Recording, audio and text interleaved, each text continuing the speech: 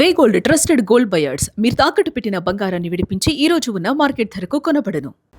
ఒంగోలులో పవన్ కళ్యాణ్ విసిగిపోయారా? ఉమ్మడి ప్రకాశం జిల్లా జనసేన కమిటీని రద్దు చేయటం దేనికి సంకేతం?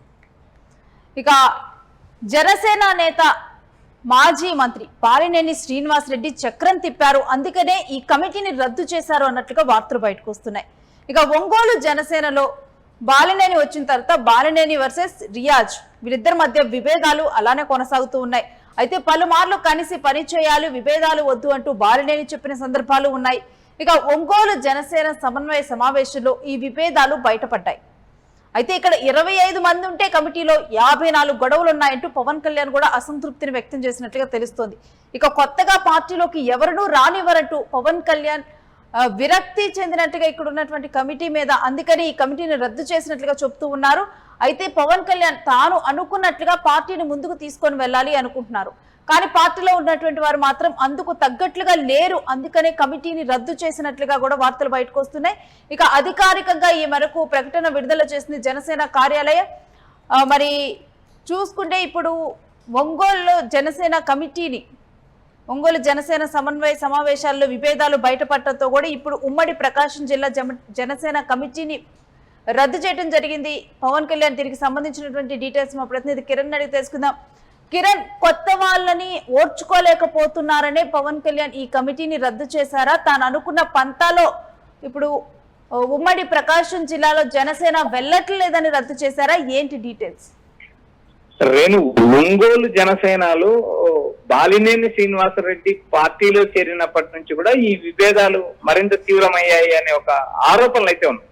ప్రధానంగా ఒంగోలు ఎమ్మెల్యే దామచర్ల జనార్దన్ కు అత్యంత సన్నిహితంగా రియాజ్ వ్యవహరిస్తారు. అయితే ఇక్కడ బాలినేని పార్టీలో చేరే సమయంలో కూడా బాలినేని పార్టీలో చేరకుండా అడ్డుకోవడానికి రియాజ్ ప్రయత్నాలు చేశారు. అయితే ఆ ప్రయత్నాలు ఏవి కొనసాగలేదు, ఎందుకంటే నేరుగా పవన్ కళ్యాణ్ తో చర్చించారు. పవన్ కళ్యాణ్ తో గతంలో కూడా బాలినేనికి సన్నిహిత సంబంధాలు ఉండడం, ఆ నేపథ్యంలో భాగంగా ఎన్నికలకు ముందే కూటమిలో చేరతారంటే ప్రచారం జరిగింది.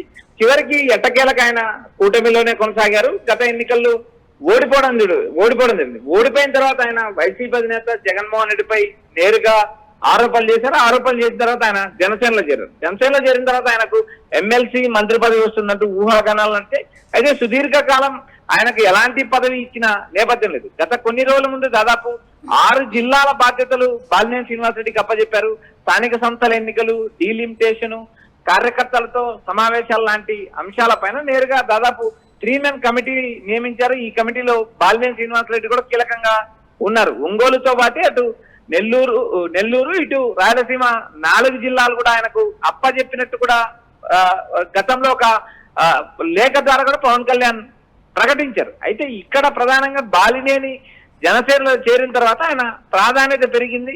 మరోపక్క ఇటీవల సీఎం చంద్రబాబు నాయుడును కలిశారు.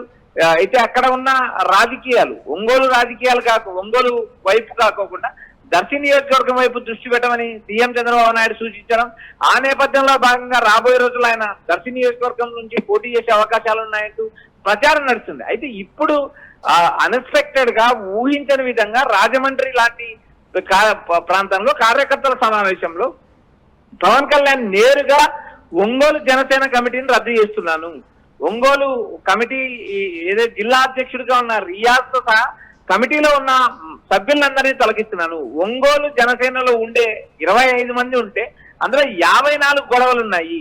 ప్రతిరోజు ఏదో ఒక చికాకు, ఏదో ఒక గొడవ. పార్టీని నేను నడపాలనుకుంటున్నాను, పార్టీని నేను స్వతంత్రంగా నడపాలనుకుంటాను, నా వ్యూహం నాది, మీరు పనిచేయండి అంటూ పవన్ కళ్యాణ్ స్పష్టంగా చెప్పారు. మీరు నన్ను ప్రశ్నించడం కాదు, నేను చెప్పిన లైన్ ప్రకారం మీరు ముందుకెళ్ళండి అంటూ పదే పవన్ కళ్యాణ్ ప్రకటించారు. ఈ నేపథ్యంలో ఈ విధంగా కూడా కమిటీని రద్దు చేయటం బాలినేనే చక్రం తిప్పారు అని కూడా జనసేనలో ఒక టాక్ నడుస్తున్నట్లుగా తెలుస్తోంది.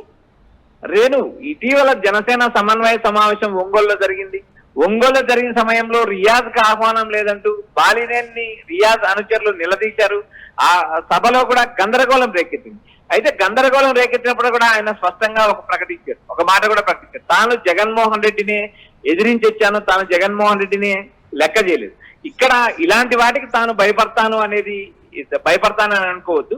అయితే జనసేనలో విభేదాలు వద్దు, కలిసి పనిచేద్దాం, గ్రూపులు వద్దు, ఈ గ్రూపుల వల్ల మనం కూటమిలో ఉన్నాం, టీడీపీ మనల్ని తక్కువగా చూసే అవకాశాలు ఉన్నాయి, కాబట్టి మనం అందరం ఏకతాటిపైకి ఉన్నాం, పవన్ కళ్యాణ్ నాయకత్వాన్ని బలపరుద్దాం, పవన్ కళ్యాణ్ నాయకత్వంలో పనిచేద్దామంటూ బాలినేని సూచించారు. అయితే ఇక్కడ ప్రధానంగా రియాజ్ వర్గీయులు గొడవ చేయడం, ఆ గొడవ పైన నేరుగా పవన్ కళ్యాణ్ నివేదిక అడగడంతో నివేదిక ఇవ్వడం జరిగింది. అయితే మొత్తం గమనించిన తర్వాత జిల్లా కమిటీనే రద్దు చేయడంతో రాష్ట్రంలో రాబోయే రోజుల్లో జనసేన పార్టీలో విభేదాలున్న, జిల్లా స్థాయిలో విభేదాలు ఉంటే ఆ కమిటీలన్నీ రద్దు చేసే యోసగా పవన్ కళ్యాణ్ కొనసాగుతున్నారనే ప్రచారం కూడా నడుస్తుంది. ఎందుకంటే పార్టీని నడపాలన్నది అంత ఆషామాషి వ్యవహారం కాదు.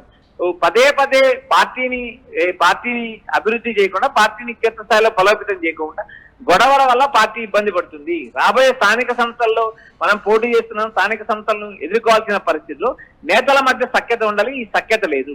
ఒంగోలు లాంటి జిల్లాలో ఏదైతే బలంగా జనసేన కొన్ని నియోజకవర్గాల్లో బలం ఉన్నప్పటికీ ఆశించిన స్థాయిలో ఫలితాలు రాలేదు. అయితే ఇక్కడ బాలినేని రియాజ్ వర్గానికి సర్ది చెప్పినప్పటికీ జిల్లా స్థాయిలో సమన్వయం కొరబడింది, నేతల మధ్య ఆధిపత్య పోరు నడుస్తుంది. ఏదైతే రియాజ్ తాను మొదటి నుంచి ఈ జనసేనలోనే ఉన్నాను, తనకు ప్రాధాన్యత ఇవ్వాలంటూ ఆయన చేసిన విజ్ఞప్తి, మరోపక్క రియాజ్ కు ఇప్పటికే నామినేటెడ్ పదవి ఇవ్వడం, మరోపక్క ఎమ్మెల్యే దామచర్ల జనార్దన్ కు అనుచరుడిగా ఉండడంతో ఈ విభేదాలు మరింత పెరుగుతున్నాయనే కోణంలో బాలినేని చెప్పినట్టు తెలిసింది.